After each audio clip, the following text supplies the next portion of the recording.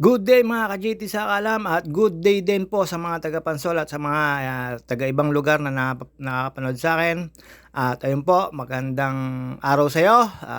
Edwin, Enolba at si Bike tayo at si Julio Cardosa, ang napakataba naming classmate. At ayan po, lumabas na po ako ng Pansol at alam na this, nag-iag po ang manager number 1 at manager number 2. At syempre, long ride po ito, pupunta po kami ng Tipolo, tapos po ang dadaanan po namin ay Palaguna, kaya medyo mahaba po ang biyahe. Shoutout sa iyo, Pisanochi, at kay Ada, lunok, JT sa Alam. At ayun po, paglabas ko po dyan ay pinalabas na pala ako ni manager number 2, si Ate Janet. At ayun, sinundan ko si Ada. Maya lang po, parating na po yung sasakyan dyan ni manager number 1. At ayun po, punta lang po ako sa may tabi para malamig. At ayun po, nakita ko na po yung sasakyan na dadalhin namin pa Antipolo. Ang dadaanan po namin ay buong Laguna to Marilake, mga ka-JT sa Kalam. Ayan, kumakaway pa si Anton. Shoutout sa iyo, Ton, at kay Troy. At ayun, after po na dumating si manager number 2, umalis na po kami at dadaan lang po kami sa tindahan ni Ate Janet. At ayan, syempre naninibago, medyo malambot, malaki. Tapos medyo maganda ang sasakyan natin dala ngayon. Di dati na pang pick up lang tayo, pero medyo masenso na tayo, pang AUV na tayo, mga ka-JT sa Kalam. At ayun po, palabas na po ako dyan ng Pansol. Sobrang init po. At kami po ay may pupuntahan lang, magkakapatid, at ng dalawang pamangkin. Yung isa kong pamangkin ay wala at may trabaho sa isang gobyerno, sa ngayon ng gobyerno. Tayan, dumano ako sa Shehan, kay Ate Nancy at kay Master Jonathan. Shoutout sa iyo. Tapos yun, dire-diretso lang po tayo dyan, makalampas lang po tayo ng Generica. At ayan, Megus lang po tayo dyan, mga ka-JT sa Kalam. Dire-diretso na po tayo dyan. Dadaan lang po tayo sa tindahan ng Janet Store. Ayun, baka naman. Sponsor dyan, Janet Store. Baka naman. Ayan lang po malimit na happy pesa pala sa mga taga-kababaryo ko. Happy pesa. At sa aming manager, si Lods. Good luck sa team natin. At ayun, after po na maibigay yung susi ni Ate Janet, ayan, lumarga na po kami at way papunta Los Baños, mga ka-JT sa Kalam. Napakainit po niyan, pero hindi naman po tayo naiinitan kasi medyo meron ng electric pan yung sasakyan natin. At ayan, mga ka-JT sa Kalam, mekos lang po tayo dyan. Napakahaba po ng biyahe namin, hindi po ako dadaan sa regular na papuntang Antipolo pag dyan sa Laguna dumaan. Pag sa Manila naman, hindi rin po ako masyado nag-ano kasi syempre gala-gala lang pag may time. Umikot po kami dyan sa may Marilake Way, na yung lagi may sana all, yung may mga nag-i-slide po, may nagbabanking. Doon po kami ang daan namin, mga ka-JT sa daanan po namin dyan yung Los Baños, Bae, Victoria, Kalawan, Pila, Santa Cruz, Pagsanghan, Lumban, Paete, Pakil, Pangil, Pami, Pililya, Mabitak, lahat po yan dadaanan mo namin, mga ka-JT sa Kalam. Yung ibang lugar hindi ko na po alam kung anong lugar yan, kaya sa mga kapanood po, kayo na po bahala.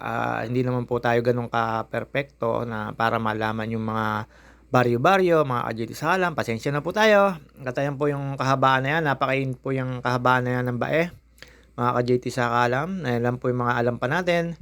At nagmekos kami magkakapatid. Pupunta po kami Antipolo. Pagdating naman po sa Antipolo, nagsimba lang po kami. At saka kami nagpa-blessing ng sasakyan ni Major number 1. At ayun po, dire-diretso lang po tayo dyan, mga ka-JT sa Kalam. Napakahaba pa ho ng biyahe namin. Yung kainitan na yan, syempre, ako na may dyan, ingat-ingat na po ako dyan. Hindi po ako masyado nagmamadali dyan. Tsaka lagi po ako mapagpasensya sa kalsada. Lagi ko pong inuunawa yung mga sumisingit kasi yun ang gusto nila. Wala silang pakialam sa iba na pag nakasabit ka o ano. Mahirap po kasi maabala. Kaya mga ka-driver ko, ka-bikers, ka-motor, at lahat po ng lagi nasa kalsada, tayo po ay maging mapagpasensya. Kung may kapirasong depresya na hindi pagkakaunawan, tayo na po umunawa, maging mapagbigay po tayo para hindi po tayo maabala sa kalsada. At ayan po, nakarating na po kami ng Santa Cruz, mga ka-JT sa Kalam. Pagkatapos ko po dyan sa Santa Cruz na yan, makalampas, syempre ang susunod po dyan ay Pagsanghan. Pagsangan Laguna. Pagdating po sa Pagsangan Laguna, syempre kakaliwa po kayo papunta ng Lumban.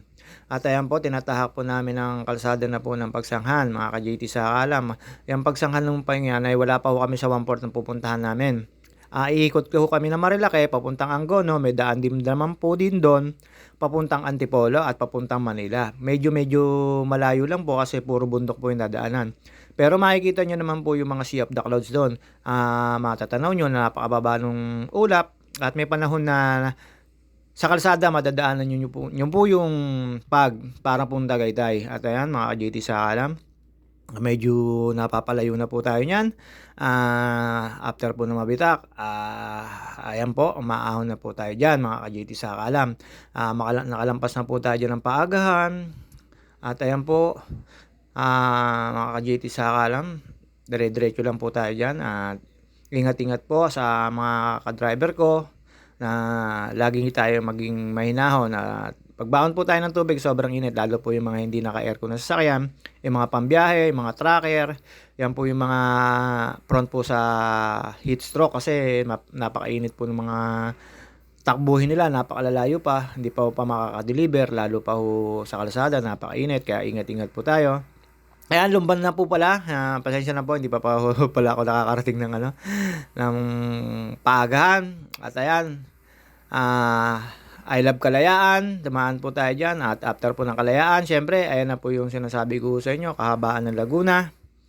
At ayan, hindi ko alam kung anong baryo po yan, basta parte pa po ng Laguna yan, mga ka-JT sa alam. At nakita nyo naman po, sobrang init. Syempre, ingat-ingat lang po tayo lahat sa pagmamaneho, ulitin ko po. Yan, hindi ko ma-overtakean kasi hindi naman po pwedeng um-overtake. Nakita nyo naman po, may mga nakakasalubong tayo, mga ka-JT sa alam. At nung nakita ko po maluwag na at tumabi yung tricycle, binusinahan ko lang po ng isa. Siyempre, nagpaalam ako na kung pwedeng tumabi ka. Yun ang pagkakaintindi ko doon. Pag bumusina ka ng isa sa sinusundan mo, ayun naman tumabi po. Siyempre, maluwag naman po yung kalsada. At kita nyo naman, solid lane. Hindi ako kumain ng kalsada sa kabila. Pero minsan, nagagamit ko po na ang pinagbabawal na technique. Lalo't pagka clear na clear. Na lahat naman nun ng driver na gagawa yon, umovertake sa solid lane. Hindi naman po lahat perfecto, pero kalimitan ho dito sa atin nagagawa po yung magkamali ka na minsan sa pag-overtake, lalo't inip na inip ka na. Hindi naman ho kasi lahat ng pagdadrive ay swabe ka. Minsan gusto mo nagmamadali, minsan hindi. At after po niyan, syempre, ayan na po tayo sa Paagahan. Ahon-ahon na po tayo ng Paagahan. Yan po yung unang ahon ng Paagahan. Laguna pa po yan, makalampas po ng Bami. At ayan na po yung Kurbada. Lampas po rin tayo dyan. Aahunin lang po natin, lalampasan po natin yan hanggang Pelilla Rizal, Mabitak. At ayun po, mga ka-JT sa alam, syempre, mekos lang. Ayan, dahan-dahan na po tayo dyan. Syempre, anuin ko sa inyo, nahihilo po dyan si Manager number 2 at hindi sanay sa ganyan sasakyan. Sabi sa akin, para raw dinuduyan. At ayan po, nakarating na po tayo sa I Love Mabitak. Lampas po tayo dyan. Ayan, boundary na po ng Rizal at Laguna yan, mga ka-JT sa alam. Dadaan po tayo sa may windmill. Pababa sa may kalsada ng papuntang Pililla, Hala-Hala.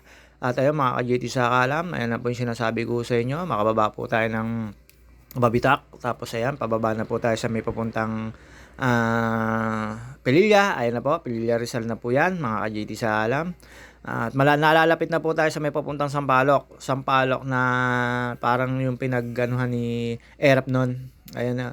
Basta yan, dire-diretso lang po tayo dyan. Hindi na po tayo dumaan ng Morong kasi dumaan po tayo papuntang Sampaloc, papuntang Tanay Rizal. Doon sa may Our Lady of Regina ba yun? Tapos kakaliwa ko pa Marilake. Yung kanan po sa kantuhan na yun ay papuntang kilometer 90 na Impanta, mga ka-JT sa alam. At habang binabaybay po namin yung kahabaan na yan, nagkukwentuhan kami dyan ni Manager number 1 at Manager number 2. Tinatawanan ko po dyan si Manager number 2 kasi naka N95 na face mask, parang surgeon, sa kalam ko. At ayun, mekos lang po tayo dyan, mga ka-JT sa alam. Habang binabaybay po namin yung kahabaan na yan. At after po nyan, syempre, dyan po, sa kalsada na yan, ang sinasabi ko, kakaliwa na po tayo dyan. Yung kanan po, papuntang kilometer 90. Ayan na po yung kahabaan ng Marilake, dito na po tayo mapapasabak ng drive at siyempre ingat-ingat din pa rin po tayo diyan mga ka-JT sa kalam. Kasi may mga motor po diyan na talaga namang siyempre bumebenking, at ayan, ganyan po kaganda ang daan diyan sa Marilake. At ingat-ingat po tayo diyan, may mga blind curve, meron talaga pong sobrang dulas ng kalsada, meron naman pong smooth, basta depende lang po sa mga makikita niyong kurbada, na sign na kurbada. Pero napakasarap nakita niyo po ng napakababa na po ng ulap. Ayan po yung sinasabi ko sa inyo. Minsan matsetsempohan niyo yan na nasa kalsada po yan mga ka-JT sa kalam. At diyan po sa Marilaking kalsada na yan, ayan po ay lagi may mga nakabantay na HPG pag Sunday kasi siyempre meron dong lagi na hindi ko alam kung ano ba yung tawag doon pag yung mga banking diyan tapos parang pagka pinapanood pa sila tuwan-tuwa. Minsan no may mga bumabalentong, may nadadamay na ibang sasakyan kaya iba yung pagdadrive po ang ginawa ko diyan. Lahat po ng kantuan na blind curve ay ako'y namemoreno. Depende na lang po sa makakasalubong. Minsan nakakatakot po yung mga bumabangking kasi hindi naman po gano'n ganda yung kalsada natin sa highway natin. Kasi nadadaanan ng mga malalaking sasakyan. Hindi po gano'n kalapat kahit po gano'ng kaganda ang gulong nyo. At ayan, kahabaan po yan ng Marilake. Hindi po matapos-tapos yung Marilake na yan kasi ilang oras ko pong tinawid yan. Lalo yung napakainit na yan. Nakita nyo po yung ulap na napakaganda. At ayan, mekos-mekos lang po tayo dyan mga ka-JT sa kalam. Hindi ko po alam na kung anong baryo yan. Basta kahabaan po yan ng Marilake. Ang labas po namin dyan ay Angono. Angono Way po ang exit po namin dyan. Yung sa may Inarawan na nakita ko po doon. I love Inarawan. Diyan sa kahabaan ng Marilake, wag na naman po kayo mainip at siyempre, sa haba po niyan, ang Gono Rizal po yung labas niyan, doon po ako dumaan papuntang Antipolo. Marami po kasing way na papuntang Antipolo. Kailangan mo lang malaman kung anong daan ang dadaanan mo. Tayan po, sinasabi ko sa inyo, ang Gono Rizal na po yan. Malapit na po yan sa may ano, papuntang Inarawan, nakaka-JT sa kalam at may nakita po kami sa may baryo. Di ko alam kung baryo po yun o bayan, yung I Love Inarawan na nakita ko pong signage. Pagkalampas po namin doon, may nakita po kami bilihan ng toasted siopaw. Bumili po doon si Manager number 2. Kaya ayun, umain na kami doon. Bumili, tapos inuwi, tinake out. Tapos after po nun, mga ka-JT sa kalam, may na po yung sinasabi ko sa inyo na hindi ko na po napakita yung dinaanan ko sa may Angono Rizal. Ay naman po mga secret na daan na nalalaman ni JT sa kalam. Minsan po kasi naliligaw ako pero nakikita ko po na mukhang may daan naman na papunta ron. Kaya subok lang na subok pag ikaw ay driver. Huwag kang matatakot. Kung mahuli ka, pwede ka naman makiusap. Tapos mga ka-JT sa kalam. At ayan na po yung kalsada na papuntang Antipolo. Ayan po, makikita nyo na po ang daloy ng trapiko sa may papuntang Antipolo. Medyo may kagandahan na po, katanghalian po. Mga alas 4 po ng hapon niya, mga ka-JT sa alam. At ayun, after po niyan, syempre, makita ko na po yung church ng Antipolo. Nakarating na po kami, mga ka-JT sa alam. At ayan, one way po yan, kaya okay lang po na mag-ano kayo sa may kabilang balsada. Tapos si kuya, medyo parang hindi alam po anong saan pupunta, nilayuan ko lang. At ayun, may sumingit pa sa akin si Krista. Anong tawag yan? Di ba dapat nasa bike lane ka lang? Tapos pag nasage, sasabihin, ewan ko lang, basta ako bikers din po ako, pero hindi pa ako nananatili sa gitna. Lagi lang pa ako nasa bike lane. At ayan, si kuya, hindi alam kung saan pupunta. Pisyonaan ko lang po siya ng isa, tapos yung mabante, at ayun na naman po, hindi na po ano. Kaya medyo dumistansya na po ako. Kasi kami po ay pumunta na ng Antipolo para magsimba at meron na kami pabiblessingan. At siyempre, para safe sa mga kalsada, at ayun po, nagawa naman po namin yung mga bagay na dapat namin gawin at after po niya magsimba namin, kumain naman po kami dun sa may pababa na may bilihan na pasalubong. Yung mga tugtog doon, masarap po doon yung tugtog, mga ka-JT sa alam. Kumain po ako doon ng veggie balls at bumili pa ako ng buko doon, mga ka-JT sa alam. Murang-mura lang po. Afford na afford po kasi pambasa po yung tindahan na yun. At ayan, magpasok po namin dyan sa cathedral na yan. At syempre, ang JT sa alam, pag nandiyan sa Antipolo Cathedral, hindi maaaring hindi pupunta ng comfort room kasi napakaganda po ng comfort room na yan. Nakita niyo na po yung mga bida. Si Madya number 1, si Timonet, si Troy at si Anton. At syempre, di maaaring hindi magpapakita ang bida. Kaya mga JT sa alam, bagong gupit. Hindi naman bagay.